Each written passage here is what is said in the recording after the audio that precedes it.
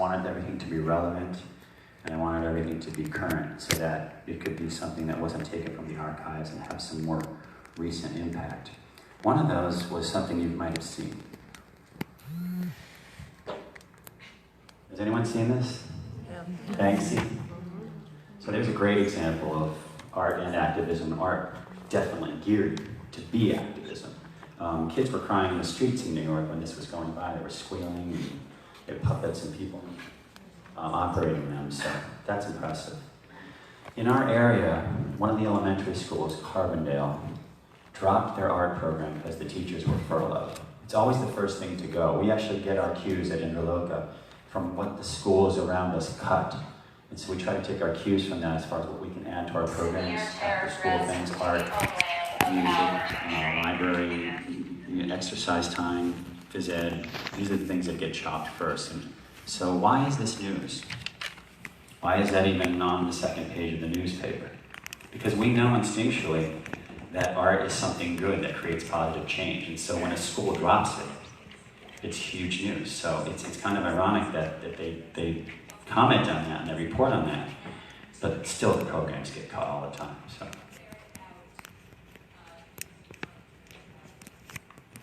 I thought this was related. The same day there was an article in our paper about a prison program encourages inmates to tap into their artistic side. Again, why is this news? Because to create change. They're incorporating art to improve the lives of people and to create change. So I thought that was a good, relevant example.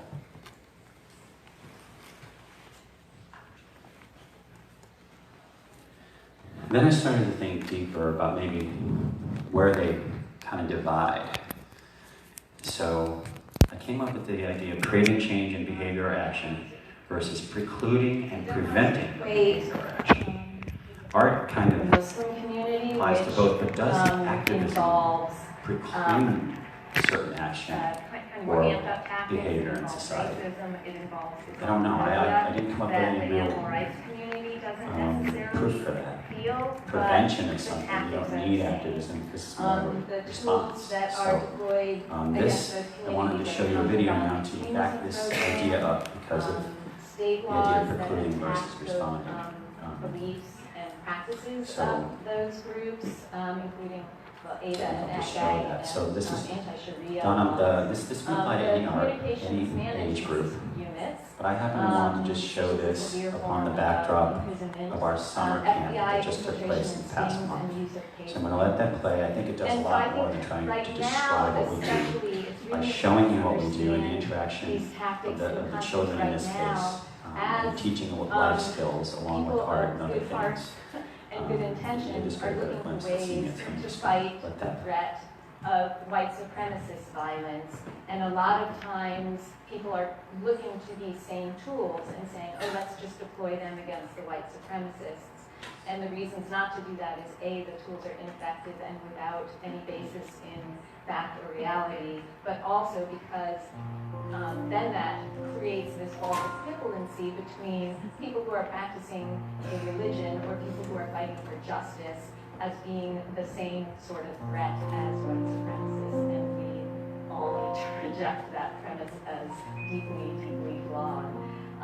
And then there's also just the history of the FBI, politicians, and our government generally viewing with suspicion people of color and people in social justice movements, that they don't seem to have that same suspicion against white supremacists and Nazis and racists. So I think everybody here knows the FBI's history as thought police and enemies of progressive activism, right? Is there anybody who can go into that? So let's just quickly get to my beautiful tower. Okay. Here are the different ways that animal rights activists are often attacked as terrorists. There's the Animal Enterprise Terrorism Act, which I assume Christine's going to talk about a little bit. It's the okay. So you've heard these calls for we need a law against domestic terrorism because there's no law against domestic terrorism. There is one. It's the Animal Enterprise Terrorism. Those were often passed that animal rights activists are extremist terrorists that must protect corporate profits from them. There's also lots of examples of FBI monitoring and infiltration of environmental groups. And then repeated congressional testimony by the FBI over the past 7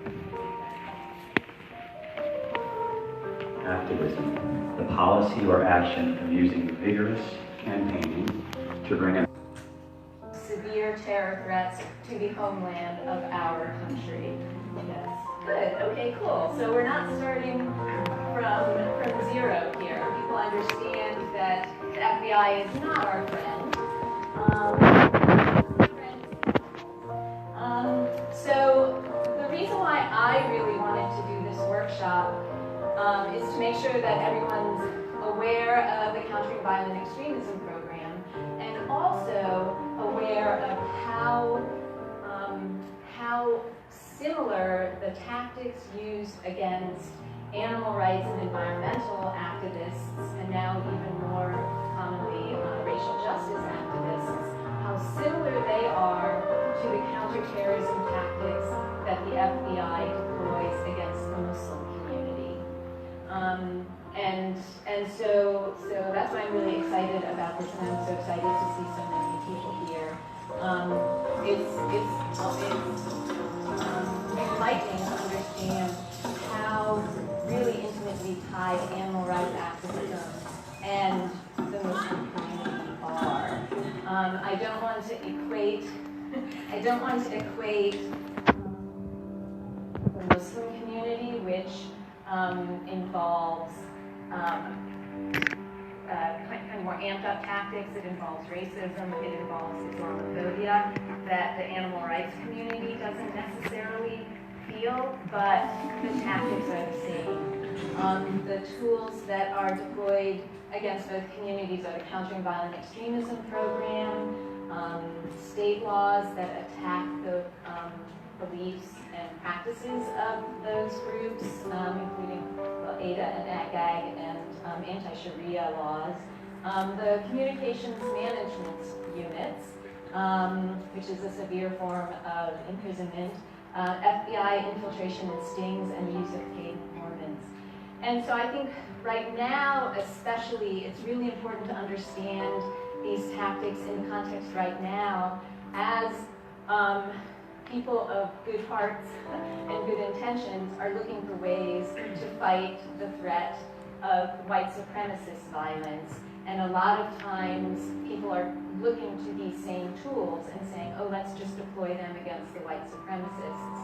And the reasons not to do that is A, the tools are ineffective and without any basis in fact or reality, but also because then that creates this false equivalency between people who are practicing a religion or people who are fighting for justice as being the same sort of threat as white supremacists, and we all need to reject that premise as deeply, deeply flawed.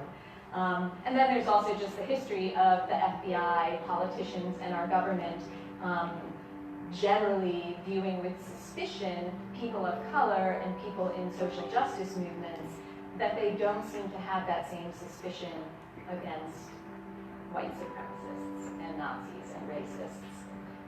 So I think everybody here knows the FBI's history as thought police and enemies of progressive activism, right? Is there anybody who wants me to go into that?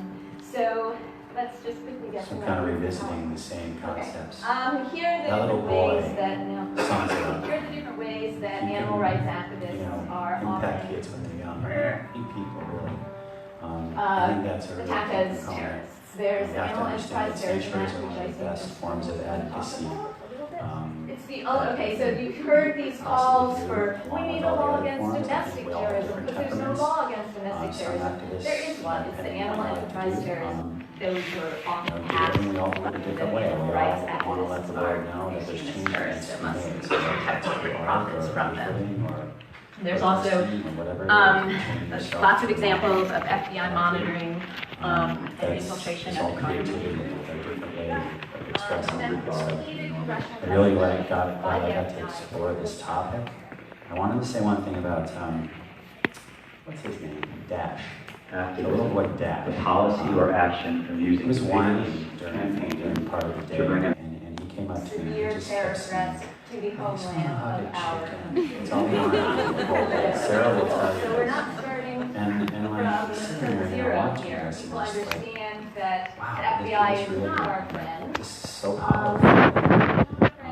And then to see how engaged they were during So to see the kids reason why so I really distracted wanted these to days do with this workshop digital things, just is the to way make the sure world that is, to see everyone's them be aware zeroed in of on the the Countering canvas, Violence really Extremism thinking program, about and what it is they want to also draw, what it is aware they're trying to of create. It's just fascinating. how And I love similar that I the can do this work tactics used and, against animal create a rights and platform for environmental all sorts of people, not activists, just and kids, now but even more any commonly age, racial any justice art, whether it be activists, dance, how performance, similar art, they singing, are drumming, to the counterterrorism music, tactics that the FBI any form of employs visual art or against whatever, those it can all be used in the same manner. and so that's why I'm That's really pretty much excited it. about this. I'm and really so grateful to excited be able to see so have many this people here. time. Thank you all for It's- coming, it's- for listening, and if you have any questions, definitely enlightening flag me down. I'd love to be talking about this stuff all really weekend and kind of help you prepare animal for this rights for people. It seems activism like and something people the like to Muslim talk about, so community are. thank you very much. I just